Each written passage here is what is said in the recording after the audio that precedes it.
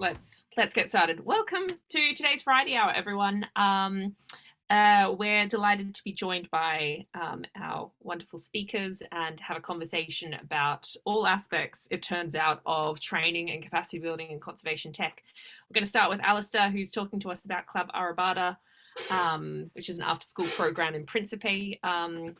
And Andrew and Suzanne, sorry, I haven't updated this poster, but Suzanne is also going to be joining to talk about our new conservation tech and education group and how everyone can use it and what the goals are for it. And then Phyllis and Janet are going to talk, who are two wonderful participants in our Women in Conservation Tech training program in Kenya. They're going to talk about their experiences on the course and all about building technological capacity in women conservationists in Kenya. So delighted that they're both joining us as well. Right, we've got a pretty packed schedule. We'll have 2 talks, then a little quiz, little break, intermission, and then we'll have our final talk with Phyllis and Janet. So Alasdair, you're kicking us off. Do you want to take it away? Yeah, let me check. I can share my screen. I can share my screen. That is good. Okay, let's see if this is going to work. So this is a really nice 9 minutes now, it's a wasted a minute, but 10-minute talk about a club that doesn't get much attention, even though I talk about this and the team who run it talk about it a lot. It rarely gets mentioned. So it's really nice to come on here on a rainy afternoon and say, this is what we're doing in Principe for conservation and technology, and this is why we created it, and here's where we are. And there's a really nice win because we were very lucky to get the Earth Ranger Conservation Technology Prize or Award for 2021, which is really going to make a difference to what we do here. But I'll tell you all about the club. And what you can see on your screen here, now I've got it actually working, is one of the classes. And this club was essentially set up because there's a problem in conservation technology today in that you may have heard the term parachute science, where we develop these really interesting tools. We develop them behind closed doors. We then celebrate that they're open, accessible. The world can use them. And then we fly into a country where we're going to use them, or a destination where we're going to collect that data and use it to affect change. But then we fly back out. We don't leave those tools there.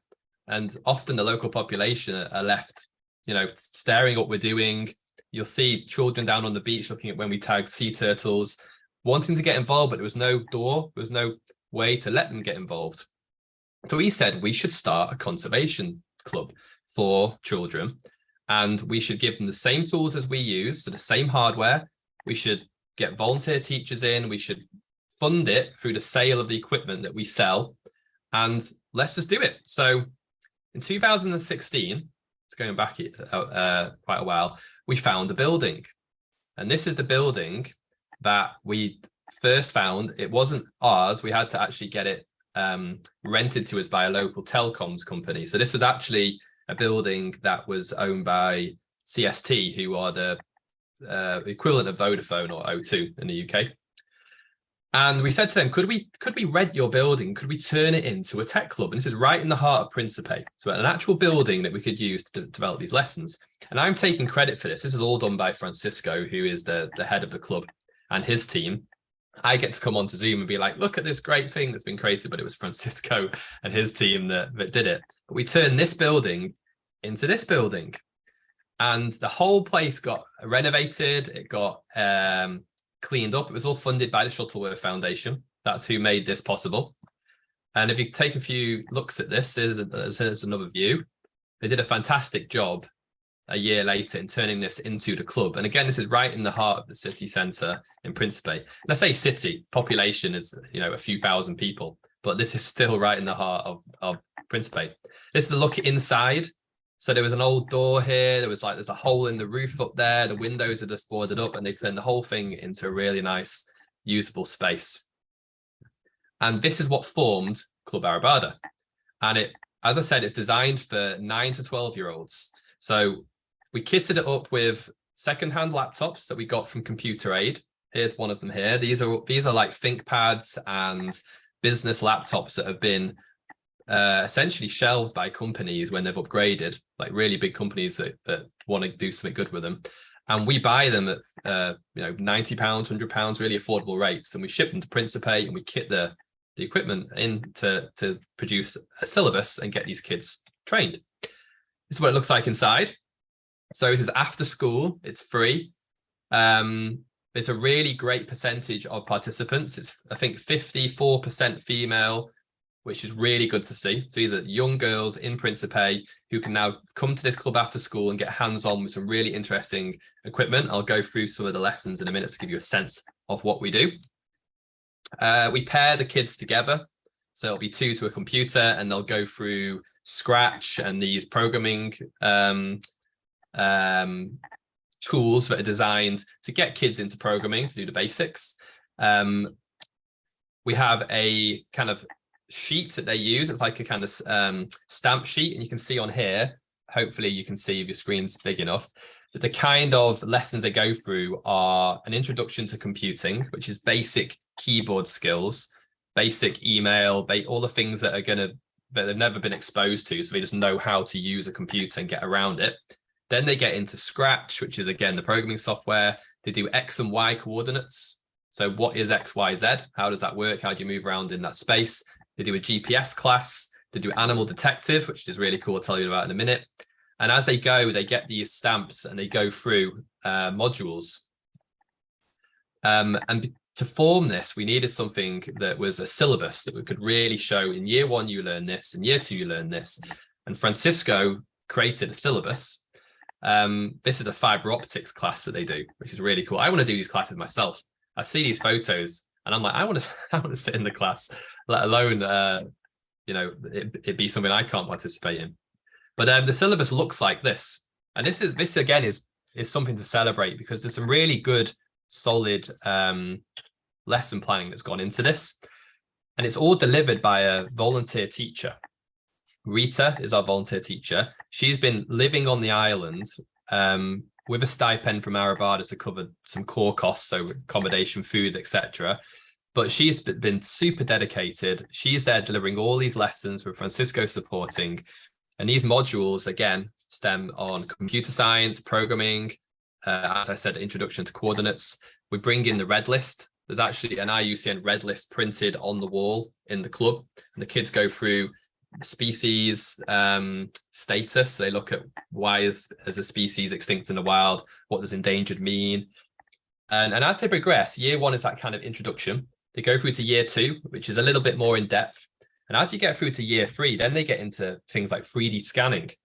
So actually at the back of this class is a 3D scanner that they use to scan artifacts that they find locally, so shells on the beach, plants, anything that they find that is 3D scannable, they actually scan in, they then 3D print it, and they share it with other clubs and other technology classes. So there's a school in Lisbon that will do the same. The kids in this class will share items that they found locally that they've scanned, and they switch them over Skype, and they can share items that they found in Lisbon locally too. So it's a really great way of using tech in a very interesting way to share what's the ecology around you like. But importantly, it's not just about computers. It really comes down to even basic lessons like binary, so noughts and ones, and they don't use computers at that stage. They just use basic tools like bottle tops or candles or bits of wires to form the ones and the zeros. So it's scalable from, you can run these clubs where there's no electricity, where you may have, very basic equipment, all the way up to you've got power and internet and you want to do some more advanced stuff. But it's not designed for areas where you have to have facilities. It was always designed to be bubble up from below. And of course, when we're there, when we're working with the turtles, and as scientists, we're working with some of our tags. You can see one of the tag turtles there. We wanted to take this tag into the classroom, but also bring the data with it.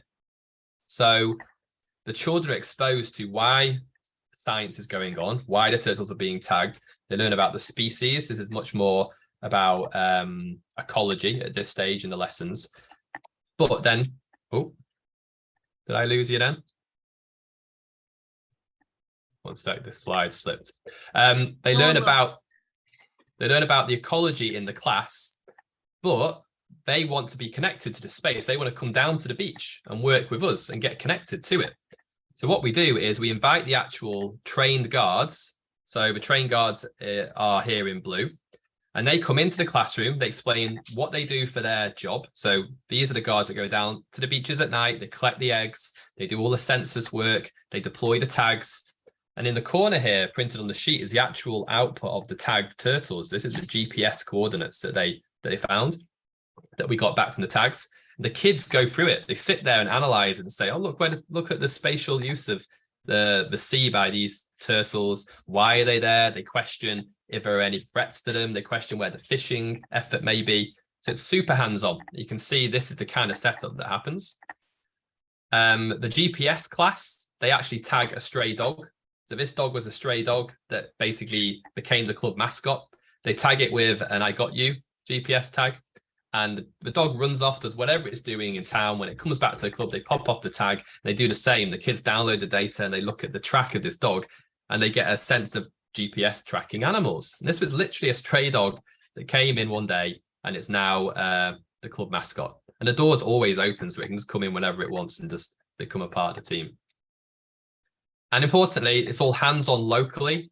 So again, we take the kids down to the beaches. They get to see what's happening in real life, but we connect internationally because when they're back in the classroom, we have those Skype sessions, we have those international connections. And for me, that's really important because we want the kids to grow up connected so they realize it's not just them on the island.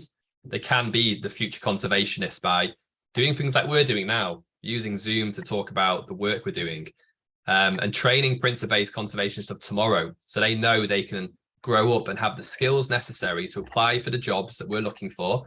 So if you want someone who knows about GIS, these kids are getting taught GIS so they can come into 16, 17 years old with that ability to take on those jobs and say, I do have some experience, actually, I have done this. And that's fantastic, I think, because we're trying to solve the problem of right now, before this club started, it just wasn't accessible in Principe. The local school gives them education to the level of maths, Portuguese, etc., but it's not conservation tech. So with the Earth Ranger Award, tell me if I'm going over time, Steph. Have I got enough time? No, you're good. You're good. Keep going. Fab. With the Earth Ranger Award, this is fantastic because we won $15,000 from Earth Ranger to scale the club, to do all the things we've always dreamed of doing, like the what's next questions. And now we're going to support the club in Principe. We're going to continue advancing the modules and the work that goes on there. So bring in some interesting equipment and do some really interesting things. But we're also going to start a second club in Cape Verde with FMB, another turtle charity. So in 2023, there'll be two teachers. There'll be Rita in Principe, and there'll be our new teacher in Cape Verde.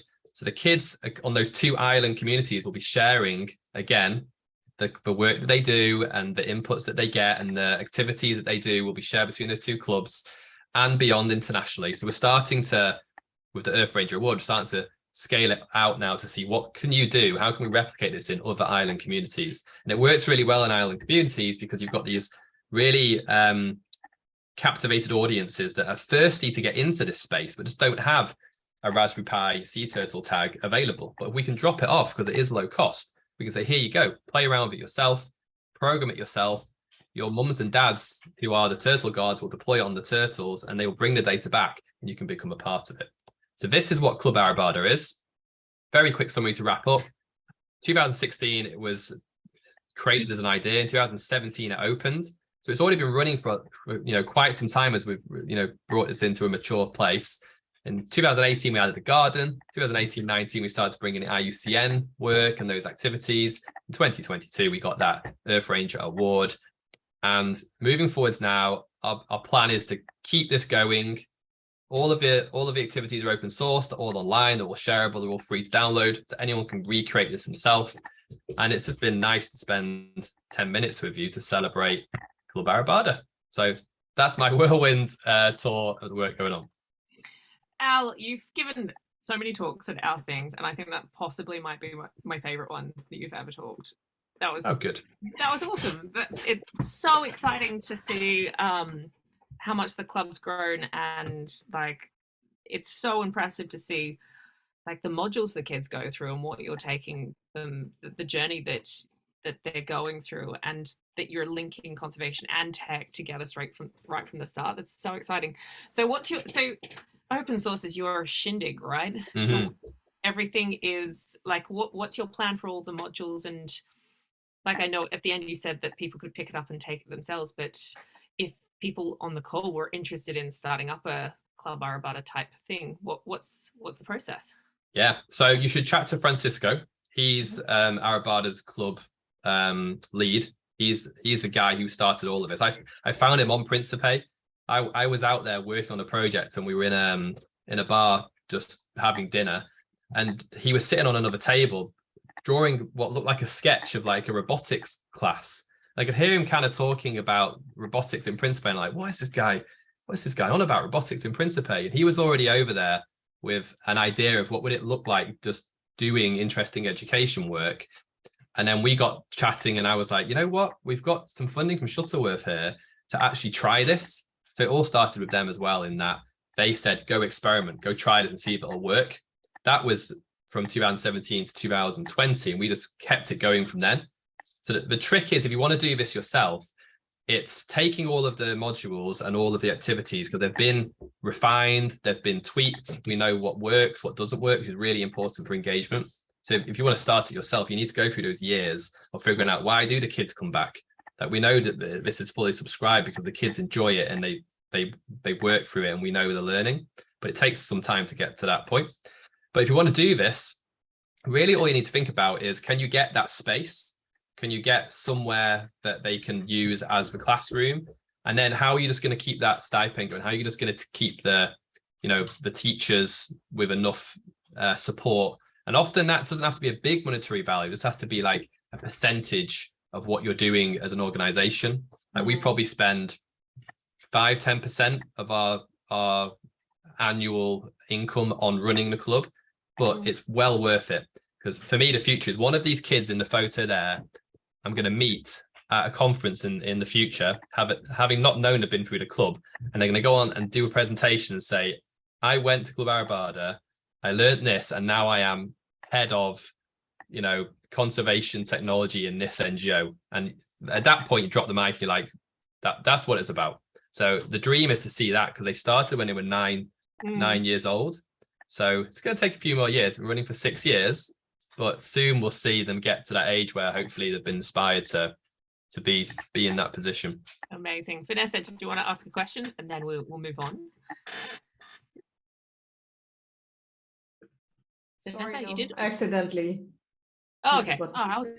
All right. So I'll ask a question. So all of the materials are at arribada.club, right? Yep. Awesome. And just have a poke around the chat. You're getting lots of lovely comments from everyone here. So yeah, thank you so much for sharing, Al. That's super exciting, and leads nicely into our next talk, which is, conversation/talk, which is going to be about the university level. Not necessarily just at the university level, but moving on to Andrew and Suzanne, who are going to talk about our education and training group on WILDLABS and what the motivation and vision for that is. Do you guys want to take it away, or are we having a conversation? Yeah. So we'll start a little bit. So we're going to introduce ourselves, and then probably going to, although have not really told her, going to tag in Sarah to also discuss. My name is Andrew Schulz. I'm currently a postdoc at Max Planck Institute in Stuttgart, Germany. I worked for the last basically 3.5 years on developing a conservation tech education course at Georgia Tech for undergraduate students to be able to engage in projects in an interdisciplinary sense. And so I got to see all the work that Sarah did and her colleagues with CV for Ecology, and it's really, really cool. But it felt like there was a little bit of a hole in terms of different people that are doing all of these different really awesome educational modules and educational programs for people in the CT space to be able to share their ideas. And so, Suzanne, do you want to jump on that? So, hey everyone, I'm Suzanne. I am a second-year graduate student in the Computing and Mathematical Sciences department at Caltech. I largely came here because Sarah was here, and to work under Pietro Perona. So I study how computer vision can be applied to conservation and biodiversity efforts. And the main project that Sarah and I are working on together is to count, detect, and track fish in rivers in the Pacific Northwest using sonar video, just because regular vision doesn't really work as well in the water. But yeah, and so last summer, Sarah spearheaded this summer school that's been discussed, as Stephanie mentioned. It's geared towards university and above kind of level. So university students, postdocs, people in industry or NGOs who want to know how to best apply and use computer vision techniques for ecological needs. We actually, right now, we have our call for applications out for next summer, and the due date for that is December 15th. And we're trying to figure out the date still, because we know that some really big ecology conferences are in the middle of when they were last year. But I think we have to get it out. It's going to be the 3 weeks right after ESA. Yes. So that we don't overlap with August. ESA. Yeah. So like the last 3 weeks of August. Anyway, for context. Perfect. So yeah, that's my background. And then Andrew and I started this channel, or this community within Wild Labs to, as he said, sort of promote not only computer vision and like conservation efforts, but also other technology, other tools that can be used that are in sort of the mechanical engineering space, or the electrical engineering space, or the civil engineering space, or any kind of engineering flavor mixed with conservation. Yeah, and so in terms of just to kind of I guess how to get involved. So really right now, it's a really early community, but we're interested in folks. Suzanne started a thread, a discussion thread on introducing yourself, some of the programs that you're doing, whether it be something like we're discussing today, wherever it may be, but also we're really interested at all levels of these sort of education ideas, because if people are working on things that really work in like a kindergarten through high school level versus in a undergraduate or graduate level, all of these things can sort of help each other. So would really encourage you to join the group. And then Suzanne already talked about some of this, but the other stuff that I'm really interested in and would love to generate some discussions maybe at the end is the idea of trying to develop some sort of open source online kind of textbook for folks that are in this area, because it's something that is, there's a lot of, I think, literature out there for people that are already well established in this field, but not a ton for introducing the concept and the backgrounds of this. And with that, I'm done, and so I'm going to pass it off to Suzanne and Sarah to talk about the CV for ecology stuff, if you want to add any additional things in terms of that. I'll jump in very quickly, and then I have to leave in 2 minutes. But super fast. Perfect timing. So one of the things that I think is really, I think there's a ton of value for programs like what we developed for CV for ecology, where you're really giving like a very strong grounding in super practical skills to a specific set of ecologists with a specific background. But one of the problems with things like this is that they don't scale very well. A huge amount of why we're able to teach so much so quickly is because it's 3 weeks full on, and you basically have one instructor for every 2 students. So it's like a hugely kind of resource intensive way to teach. And the hope with that is that we're sort of really training the next generation of ecologists that will actually be able to have these AI skills be a fundamental part of their research labs or their sort of and be able to propagate that knowledge.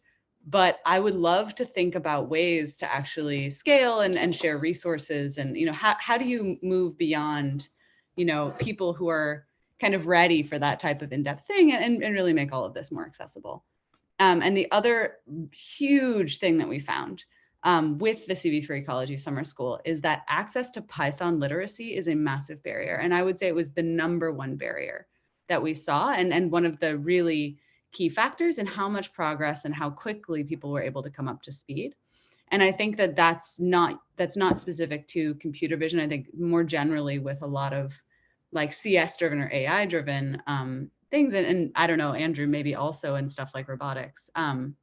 Yeah, they're all the sort resources are public online, the courses and the invited speakers. I can link yeah, too. thanks, Suzanne.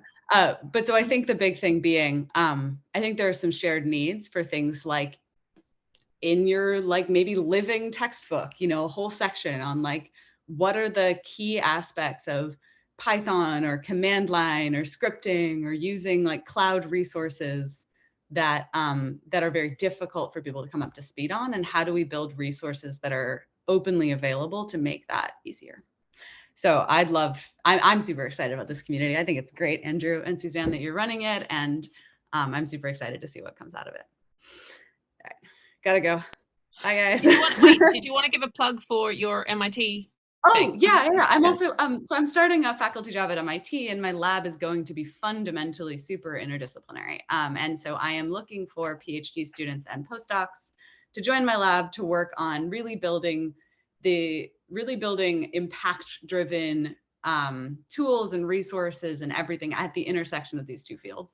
So if you know anyone who that seems like something they'd be excited to do, and they want to do a PhD with me at MIT, and they don't mind the cold in Boston, please share that information. The deadline for PhD applications is also December 15th. All right, thanks, Suzanne. Bye, guys. Okay. So just before we move on, so it seems to me one of the reasons I thought this group would be really interesting and really valuable in our community is there's lots of pockets of people developing different curriculum and trying to tackle different things. Like I know Akiba and Jacinta are doing stuff. Al, you're doing Club Arribada. We're developing curriculum for our Women in Conservation Tech program. There's universities like Smart's got their whole thing and all of these different tools. And it feels like even just signposting the curriculum in one place as a first step would be really, really valuable. And then going beyond that to build a living textbook, like seems like an amazing thing to co-create together. Yeah, definitely. When Alasdair was giving his presentation, I was like, oh, this could, like, we could literally take everything, all of his curriculum, because it's open source and all of our curriculum is open source, and see how we can bridge it, essentially. Yeah. Yeah. Yeah. So so do you have a vision for how that could happen? Not yet, just a dream, but not a clear path. Andrew, you twitched a little. I feel like you might have an idea. No? So I think in going forward, some of the ways for us to best organize this is and I know this might seem is just for people to reply in that thread from what Suzanne had to introduce yourself, because I fully agree with Stephanie. I think there's a bunch of different people doing different things, but as an example, I don't even know if me posting another thread of asking people to post their syllabus would be worthwhile, because I don't know how many people have formalized syllabi that they're comfortable to share. And so I think if people just introduce themselves as we just start, because I think this group's been around for basically like 3 weeks now, that's a really, really good starting point for us to generate, exactly as you said, some of those ideas, Stephanie, of going forward and figuring out sort of a way for everybody to be able to share their pedagogical science jargony, they're teaching how to teach ways of conservation tech. So Alasdair, I see your hand up. Yeah, I'm using the hand, which is very proud of myself. So you guys burst out and talk. Very good. I think it's a fantastic idea, because the way I've seen it too is you can have someone at master's level who's never touched Python before, who will come in super excited about Edge ML and have got great ideas about how they want to use it, have seen various talks about it, but then you'll put them in front of a command line and they'll be like, oh, how do I do this? And where do you send someone like that? So we don't have resource in our space. There's loads of go learn Python. If you type learn Python into YouTube, there's countless programming videos, but nothing specific on the train that if you go through this process, you're going to end up in Python ML specifically and for conservation. So you're not going to go off on a tangent. So I think it's the way the community could probably help, i.e. all of us and Wild Labs, is we start to look at some of these infant activities, the first ones that go up there, we try out ourselves. We have a go and we say, actually, yeah, this is working for me, or I think this is a little bit too advanced for this level and blah, blah, blah. And we just use our own experience to say, are we creating activities that if someone was new to come into this space, they're going to get the most from it? Because again, there's a big difference between advanced Python programming and just basic get started. We need to figure out what that looks like in our space. But I think it's a great idea. I wouldn't, before you were on the call, I wouldn't say, if someone had asked me, where do I go? I wouldn't say go here specifically to get that. I'd say, go on Wild Labs and search around. But I wouldn't point anyone to a specific place. So we can build a space. Yeah. But we can just say, here's where everybody puts that kind of stuff. Yeah. That would be great. That's what I wanted to share. Okay. We can pick this up in the after hours chat if we want to keep talking. But for now, we need to move on to our intermission before we go on to our last speakers and want to give them plenty of time. Do we agree amongst our team who was doing the ad break? Am I doing the ad break? Yes. Wait, Jake's doing the ad break. Jake is doing it, but Yeah. I'm going to share hang my on, let screen. me- 1 second. Wait, no, I can share my screen. Okay. I got it. All right. Everyone can see? Okay, can you hear me? We can hear you. Great. Yes. Yes, we are interrupting your regularly scheduled programming to bring you a Wild Labs ad break, where we share with you, the tech wildlife community, the latest happenings in the conservation tech world. So today's Variety Hour is brought to you by the Wild Labs State of Conservation Technology Survey, where you can lend your voice to our annual exploration of how you're using conservation tech and how we can create a brighter future for our field together. Last year, this survey was part of our groundbreaking research that was seen in publications like in the New York Times, and it recently inspired an event at the UN on conservation tech. And you might be asking yourself, how can I get involved in the next phase of our research? So with just a few minutes of your time, you can help us collect invaluable data to understand what our community needs, how we can better serve all of you with programs and resources, and more things like that. And you can learn more about our annual State of Conservation Tech Survey by getting started on Wild Labs, which is going to share in the chat here. There. Okay, and if you go to the next slide, please, we're also brought to you by a coming soon, which is our Wild Labs 2023 Wild Bear Award, which is brought to you by Wild Labs and the Broom Bear Foundation as well. And you can read more about our 2022 awardee, Alyssa Bohart. I'll send the link here in the chat. There we go. And just keep an eye on the Wild Labs platform for any updates on this and where you can apply for the next round of our award, which will be next year, where you can, well, we'll be supporting outstanding conservation tech work with all the different bear species, which I don't actually know myself, but I'm sure there's a lot.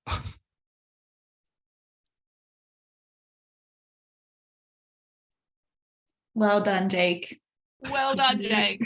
Excellent. We're proud of Great you. entrance. Yeah, you Very did good. Good podcaster vibes. Does everyone know who Terry Wogan is? No idea. Oh, Absolutely no idea. Jake, do you know Terry Wogan? Are you comparing me to Terry Wogan? Yeah, he was like Jake the voice of Terry Wogan is the most calming voice on the planet, or was. So anyway, Hey, that's a compliment. Thank you. yeah. Take it, Jake. Take it. Yeah. Okay. Can I make Ellie's sound effects? Everyone block their ears for a second. Can I make them work? Oh no, hang on. I can. Well done. Talia, Okay, you're I'm running doing a this, bunch. right? Yeah, Am you're I doing running. this? Yeah. Okay, sadly, our quizmaster Ellie has COVID, so I'm your sub today. And the activity she has left us is a Mad Lib. So get ready. Does everyone, okay, wait, before we start, does everyone know what a Mad Lib is? Because we think it's American, Yeah, because apparently Jake this and is I an don't know what it American is. thing. I don't know what it is. Okay, Talia, you're Okay. going to have to explain. It's very simple. Everyone get something to write with. You can do it on your computer or on a piece of paper with a pen. And basically, I'm just going to name, I think we have quite a few. She left us like 20 things to write down, so we're going to go through them quickly. So yeah, basically, you're just going to follow this list.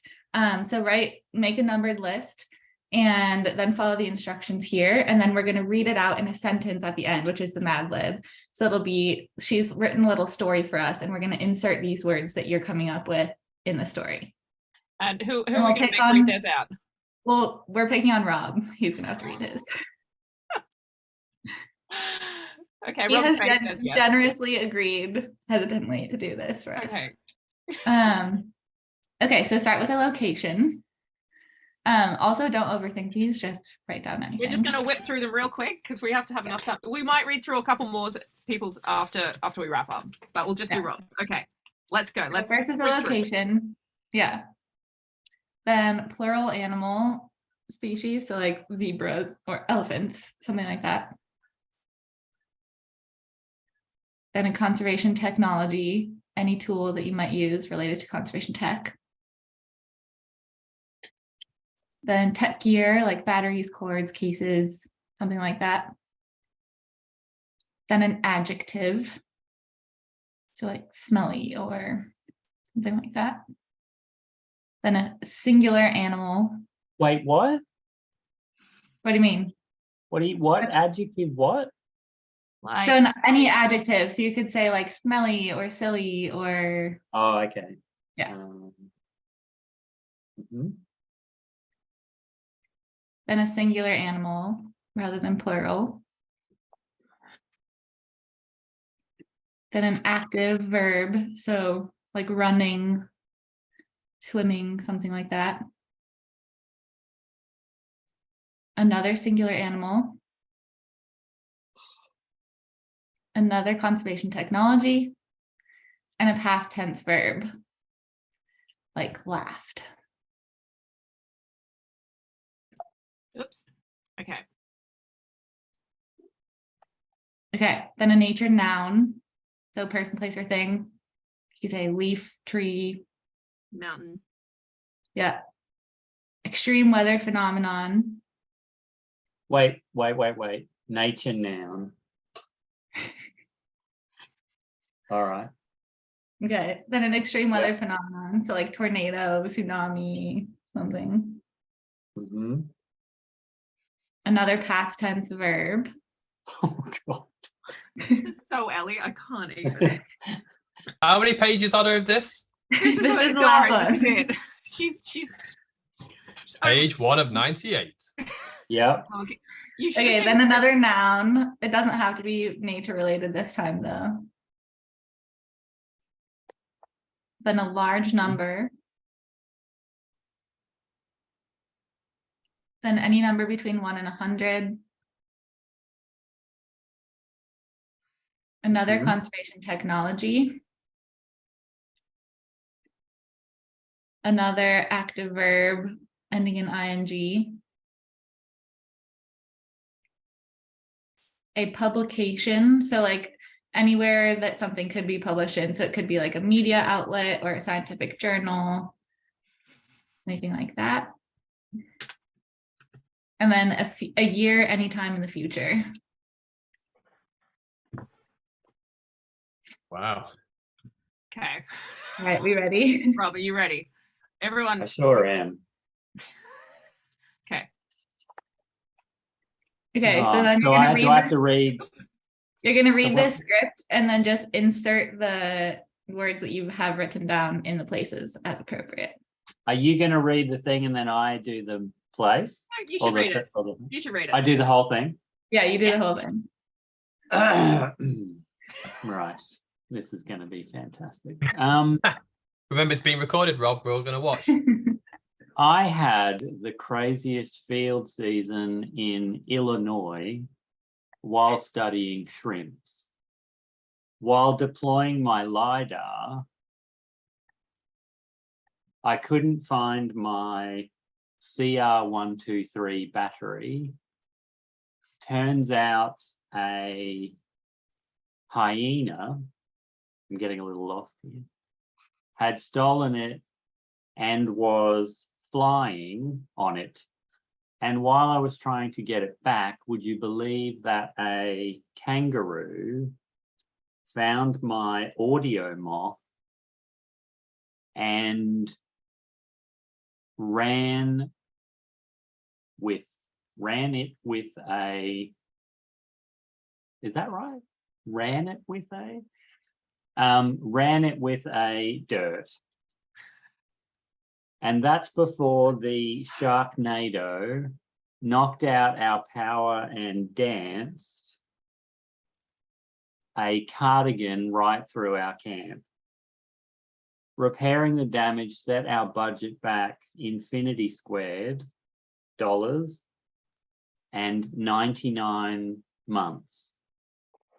But luckily, we're using GPS to speed up haunting the data, so we expect to have the results published in the Daily Mail by 2049. Woo! Well done, Rob. Well done, Rob. Amazing. And this is good ad from Ellie. Yeah, a little What plug does from it say? Ellie that if you want to share your real stories that are not made up ones, you can now publish them on your own on Wild Labs. So that's pretty cool, new functionality on our new site. And we have some nice guidance in Ellie's writing bootcamp publication if you want to figure out what type of post you should share your stories in. Or you can always just ping us. We're always Yes. happy to help. All right, back to the show. Thanks so much. That was great. Look, I feel like I think next time we're going to go back to like what animal is in this camera trap. That was my favorite one so far. Slightly quicker, but I did like that. It was different. No, it's That's never good. quicker, Alasdair. It's never, ever quicker. Ellie loves an involved game show. Right. Oh, we'll share the bootcamp link. Yes, we'll pull it up in a sec. But while we're sharing that link, one of us is sharing that link. We're going to hand over to our final two speakers, Janet and Phyllis, who are going to do a co-presentation.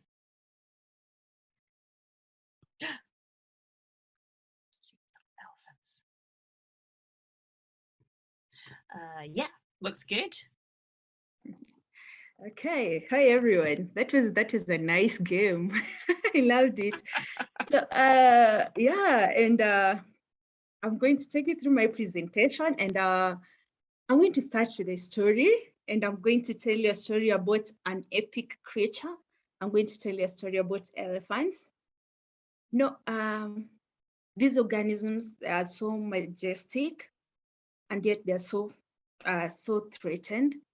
They're beautiful, yet their potential to be more and do more is so limited. Regardless, they have survived over time till new human generations have been able to witness their beauty. And I was just thinking about this, and it hits me that maybe it's because they're led by a matriarch mother.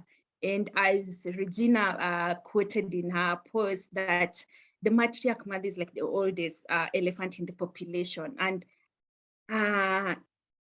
this matriarch mother knows the secrets of the landscapes. She knows the risks in the landscape, the opportunities in the landscape. And with that, she's able to guide the whole family. And with that, they've sustainably carried themselves amidst all the threats and the limitation. And what's a better way of defining an African woman if you can't like put her in the context of an elephant? Because we are beautiful, we are full of potentials, but we are limited. We are limited culturally. financially, and even professionally. And that is evidence in the, no, okay. I was just, my slides is not moving. Okay, I'll just disable the, okay. And that is evident in a study that was published by Talia et al. That involved a global community's assessment of the state of conservation technology, like that was in the old world. And why am I saying it's that evidence how an African woman is limited financially, professionally, and culturally in their day-to-day activities? From this study that was looking into adoption of conservation technologies, it was noted that in the gender context, it was noted that women are generally limited due to their cultural backgrounds. And in Africa, this is really true because it's our culture, the so many responsibilities that our culture put on us limits our ability to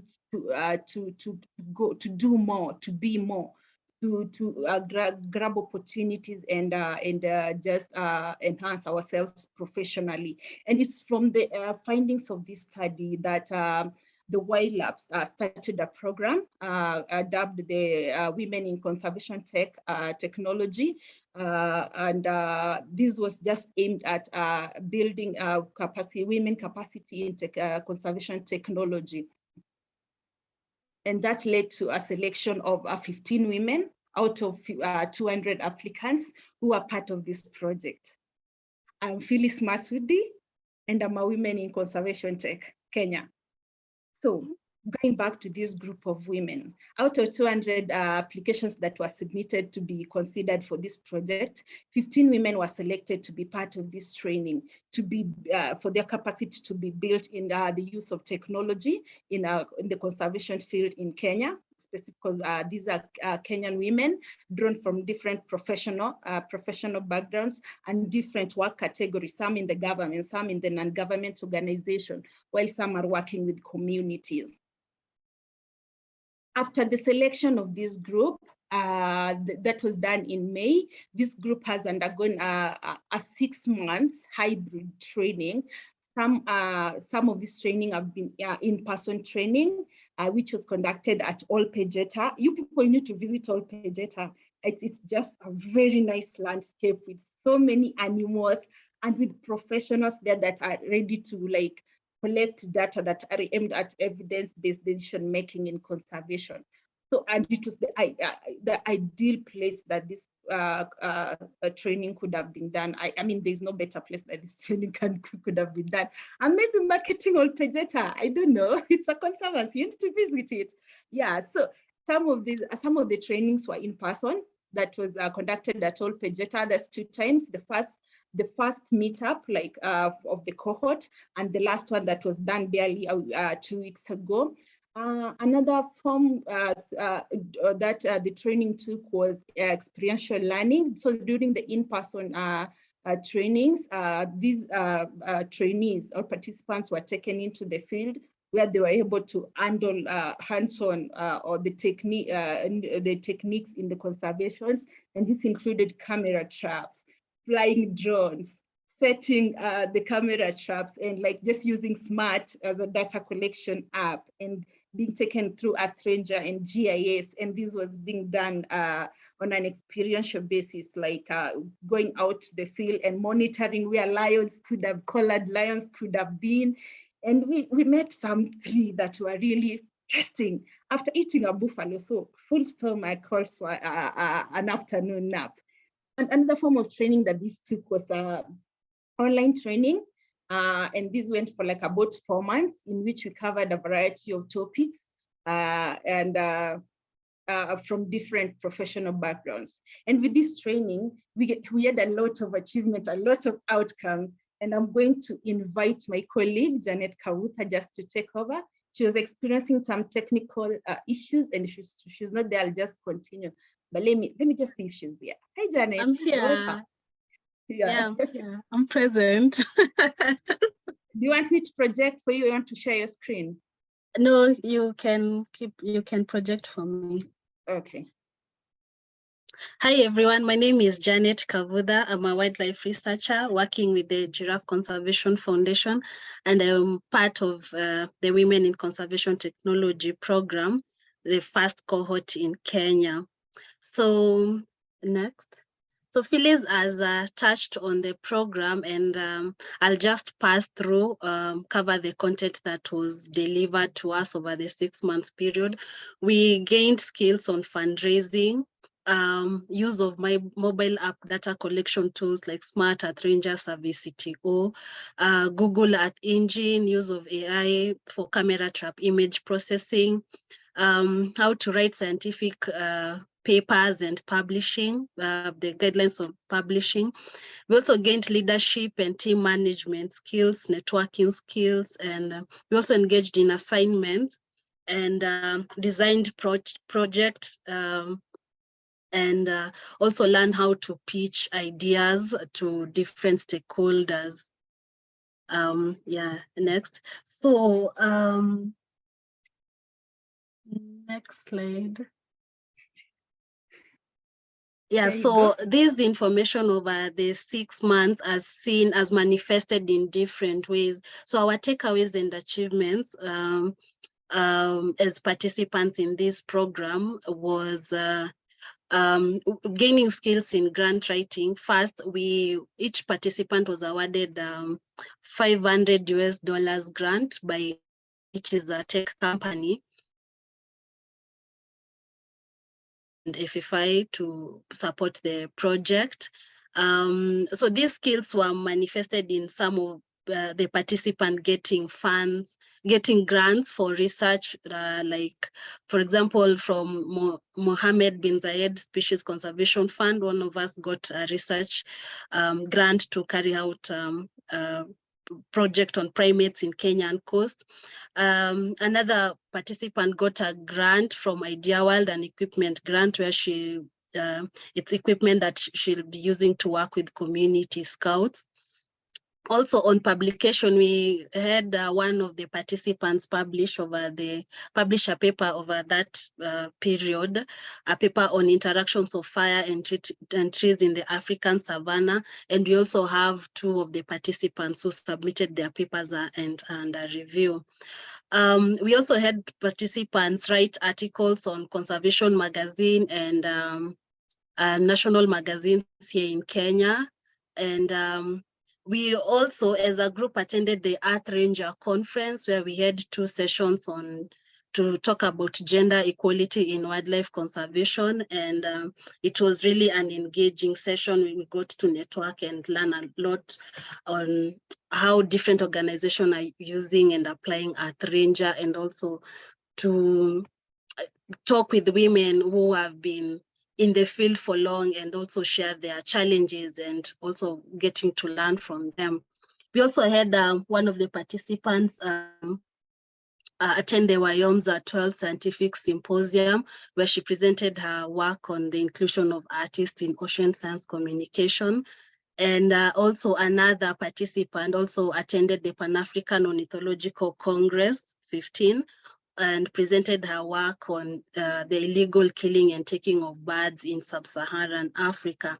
And also she got to win an award on the best poster presentation. Also, another award went to one of the participants where she was certified by WIOMSA to be a marine scientist level 1.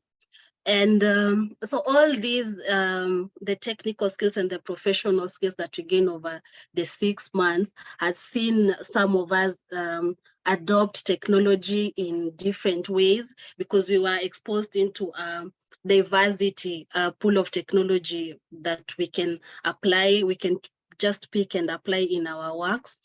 So some of us are able to apply Earth Ranger, Smart, Cyber Tracker, Service CTO, use camera traps, acoustics in their work, and also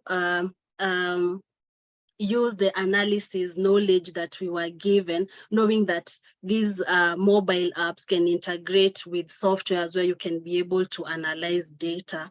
And also understanding that, because some of us just collect data as an admin role, but now getting exposed into a world where, you know, you can use data, you can analyze data, you can get publications from that data, it was a plus for the participants.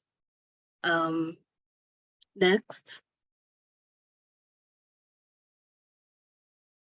Yeah, so these are some of the articles that some of the participants were able to write. An article on how tech is improving. Sorry, just go back. Yeah, how tech is improving wildlife conservation in northern Kenya, and the lions of Mugi, which was an article covering how collaring of lions is helping in their conservation in northern Kenya. And also, one of us also wrote an article about communities participating in conservation and through technology. Yeah, so this is us during the Earth Ranger user conference, where we had the sessions. Our panel discussions comprised of women from different sectors using technology. For example, we had Dr. Mercia from Gorongosa National Park, who is a vet. We had Alina Peter, who is Operation Room Coordinator for the Grumeti Fund in Tanzania. And we also had one of us, Anne Wamboi, who's a conservation officer in one of the conservancies in northern Kenya, as part of the panel. We also had manager from Kenya Wildlife Service, who is a conservation manager in one of the areas in Kenya, and she has had experience on many years working with the government in the conservation sector. We also had Redemptor, she's working for Gravy Zebra Trust, and she has like over 10 years using SMART and now Earth Ranger in northern Kenyan conservancies as well. Yeah, so next. Yeah, and so this one of our participants in the Wyomza conference in South Africa, and this is Consolata receiving an award in the ornithological conference in Zimbabwe.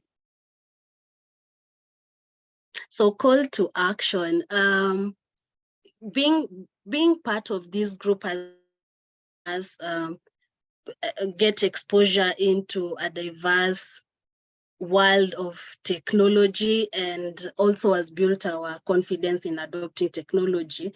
And I'm sure Steph and the other facilitators can really attest how we came in at first in the project and how we came out recently in the project. Yeah, so what we will say is that such opportunities need to be created and such initiatives supported, and so that we can expose young women into the world of technology in conservation and build their confidence in taking up space and doing great work in conservation. And also from the talks, I've really learned a lot, and I've really gotten to understand how now, like, if there's so much attention coming into linking technology, like bringing technology into solving conservation problems, and we will wish like everyone doing that, and to share more on WILDLABS, because it is a reliable platform for upcoming conservationists, where we can go learn and discover new things, and also get collaborations, get to learn one or two things, also get to know, to find out something that we can apply in our work. And also, as part of the WICT group, we will be forming a group on WILDLABS, where we will share our work and how we are applying technology in conservation projects, also getting to look for solutions in areas where we feel stuck, and we will also be offering guidelines for applications for future cohorts. Yeah, so from a group of highly motivated young conservationists, we say thank you. And yeah, we are looking forward to interacting on the WILDLABS platforms, as some of us are now getting into the world of applying technology in their projects. And yeah, you'll be seeing us around a lot. Get used to us now. Yeah, always having that WICT face coming across. Yeah, thank you. We'll be running the world. What a superb finish. I know we're a little bit over time, but I just wanted to ask, were there any, what was the thing that most surprised you guys, or surprised you guys during the course, or that you learned over the 6 months, or that happened?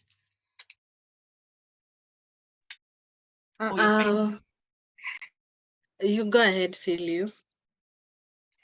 I mean, one of the things that really surprised me, especially coming from a veterinary background, being a vet, is that there's so much you can do from one profession. Like, you can connect 2 different professions and do so much in addressing a problem that you are not aware you could address from your primary profession.